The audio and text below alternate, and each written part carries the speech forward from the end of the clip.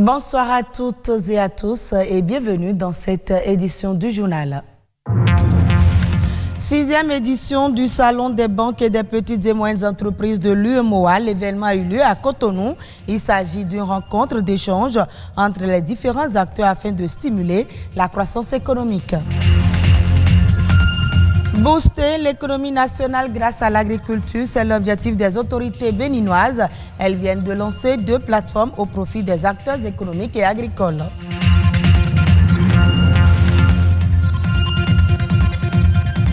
On parle également environnement. Les mangroves absorbent le carbone. Les protéger et les conserver participent à la lutte contre le réchauffement climatique.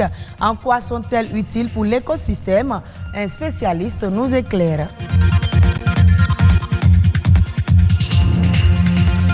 Cotonou a abrité du 5 au 8 novembre la 6e édition du Salon des banques et des petites et moyennes entreprises de l'UEMOA, placé sous le thème commerce intracommunautaire et compétitivité des PME dans l'espace UEMOA dans un contexte de crise sanitaire et sécuritaire Covid-19. Cette rencontre de partage vise à intensifier les échanges entre les PME et les institutions bancaires afin de stimuler la croissance économique au sein de l'espace UEMOA.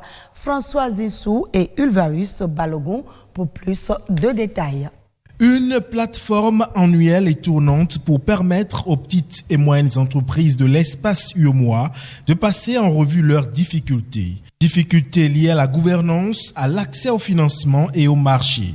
Ici, c'est le salon d'affaires des banques et des petites et moyennes entreprises de l'UEMOA. Le salon des banques et PME de l'UEMOA est dédié entièrement aux PME de l'espace UEMOA qui voudraient se questionner elles-mêmes sur leur bonne gouvernance, sur les astuces pour développer les activités.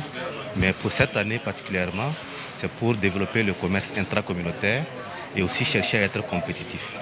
Et ce salon vise effectivement à discuter. Salon d'affaires des banques et des petites et moyennes entreprises de l'UEMOA. Le salon des banques et PME de l'UEMOA est dédié entièrement aux PME de l'espace UEMOA qui voudraient se questionner elles-mêmes sur leur bonne gouvernance, sur les astuces pour développer les activités. Mais pour cette année particulièrement, c'est pour développer le commerce intracommunautaire et aussi chercher à être compétitif.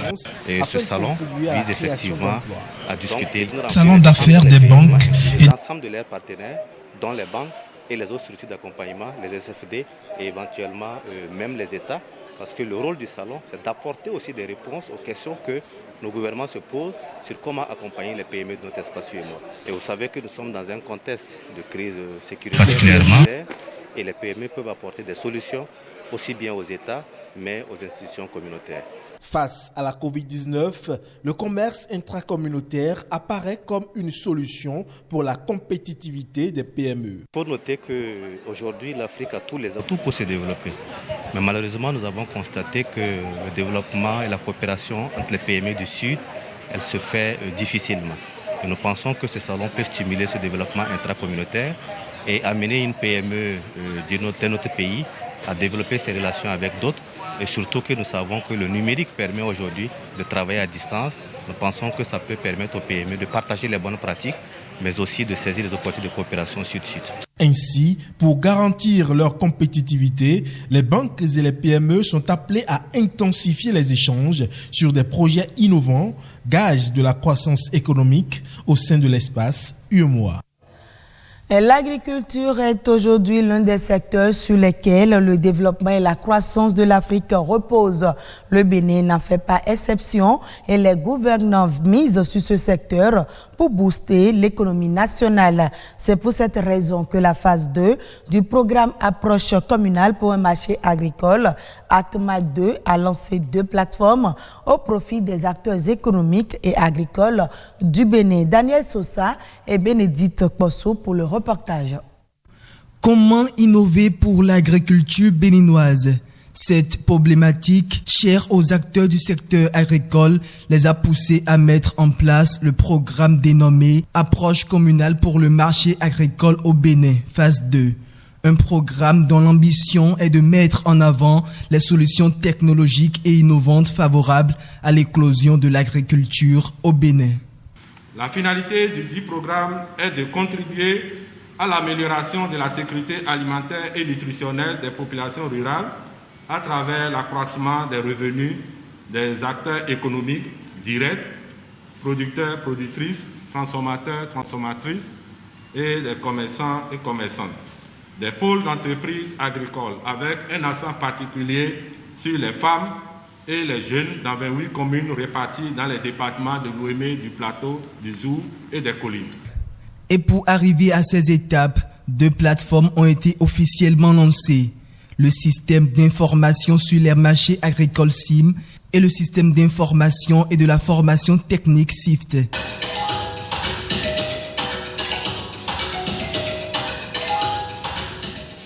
Des programmes conçus pour mettre à la disposition des acteurs économiques agricoles les informations sur le marché, les bonnes pratiques, les informations sur le climat et bien d'autres solutions pouvant contribuer à l'amélioration de la productivité agricole et des revenus. La territorialisation du développement agricole, ça passe par la création des pôles de développement, zones de concentration des efforts, pour respecter la logique territoriale et la logique filière. La modernisation des outils de travail. À ce niveau, 2 points essentiels.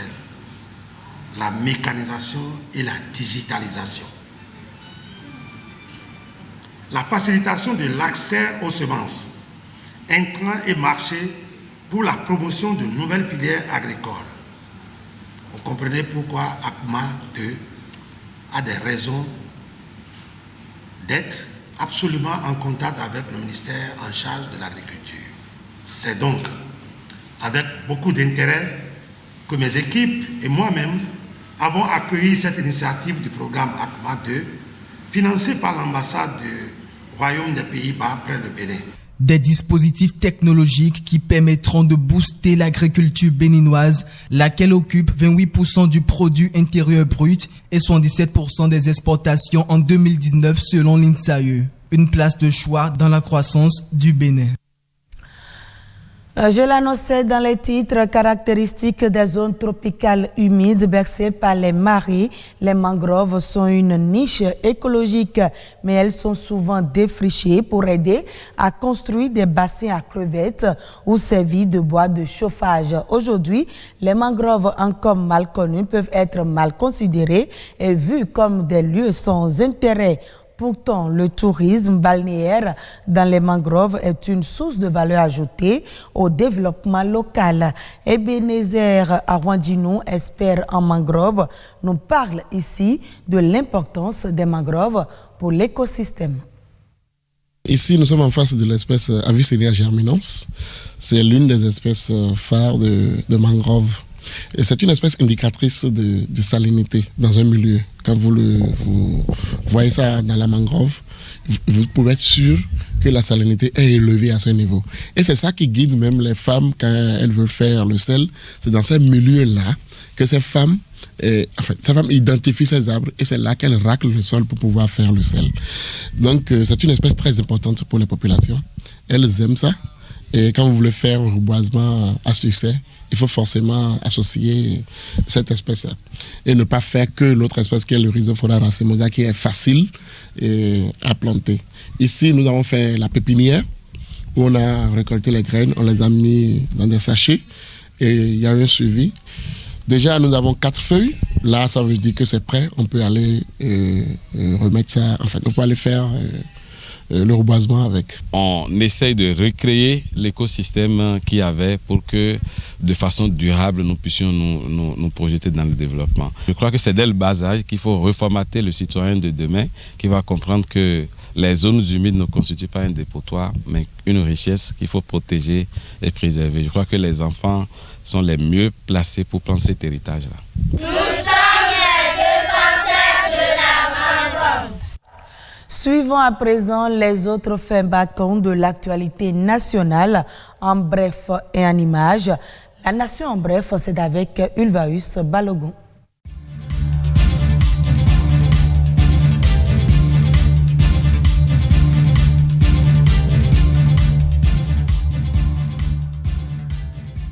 Plus de 800 000 emplois ont été créés ces 4 dernières années au Bénin, selon les données issues de l'enquête régionale intégrée sur l'emploi et le secteur informel et de la comptabilité nationale. Il s'agit notamment de 210 584 emplois formels et 596 844 informels, dont notamment 38,9% dans l'agriculture et 19,3% dans le commerce.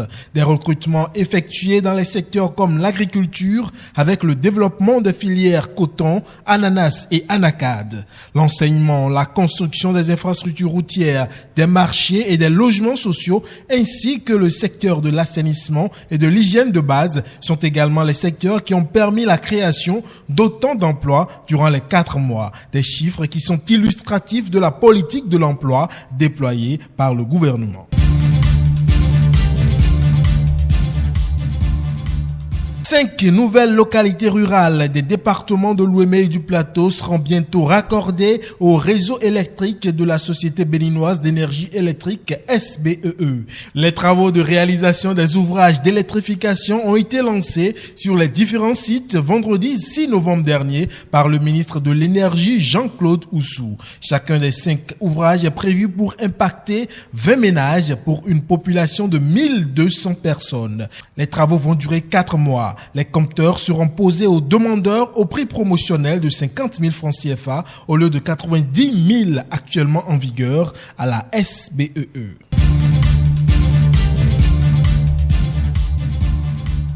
Et puis à partir du 13 novembre prochain, l'agence béninoise du service universel des communications électroniques et de la poste ABSUCEP va procéder au lancement de l'édition 2020 du Bénin Digital Tour. C'est une caravane qui va parcourir 50 communes du Bénin et procéder dans chaque commune à la formation des collégiens, étudiants et enseignants sur le numérique.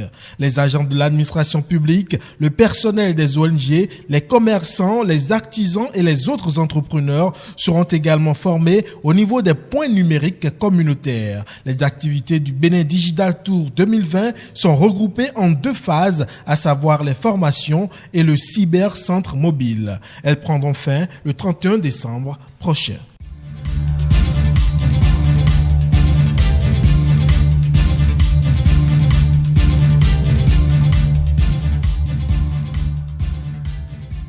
Hors du Bénin, l'Inde parie sur une forte hausse de ses ventes de coton sur le marché mondial pour la campagne 2020-2021. Le pays, porté par une meilleure compétitivité de sa fibre, pourrait expédier 7 millions de balles, soit 40% de plus que la campagne précédente. Cet engouement s'explique essentiellement par une meilleure compétitivité de la filière à l'export grâce à la dépréciation de la roupie qui rend la fibre indienne moins chère par rapport à ses concurrentes américaines et brésiliennes. Par ailleurs, les exportations multiplient la signature de contrats de fourniture vers la Chine et le Bangladesh ou encore le Vietnam afin de profiter de la bonne tenue des cours mondiaux et consolider leur marge bénéficiaire. La production mondiale de coton devrait atteindre 24,9 millions de tonnes en 2020-2021, soit 5 millions de tonnes de plus que la consommation globale prévue. Et ce sera tout pour ce journal que vous pouvez retrouver sur le site de l'OACTB, www.oactb.bj. Merci à vous de nous avoir suivis.